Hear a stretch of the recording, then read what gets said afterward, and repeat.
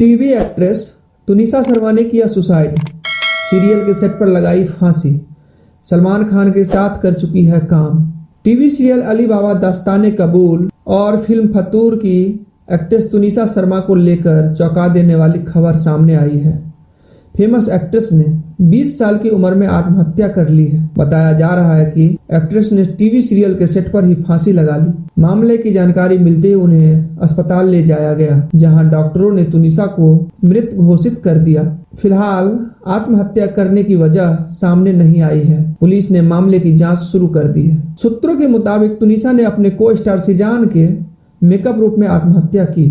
Cézanne जब अपने shot के बाद मेकअप रूम में पहुंचे तो उन्हें कई बार आवाज दी, जिसके बाद उन्होंने मेकअप रूम का दरवाजा तोड़ा तो तुनिसा को मृत हालत में पाया गया।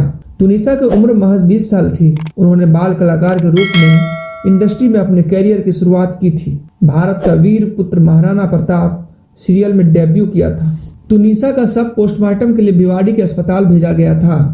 तुनिसा कई फिल्मों में काम कर चुकी है। उनकी मुख्य फिल्मों में फितूर, बार बार देखो, कहानी 2 और दबंग 3 है। फिल्म फितूर और बार बार देखो में उन्होंने यंग कैटरीना कैफ का रोल निभाया था।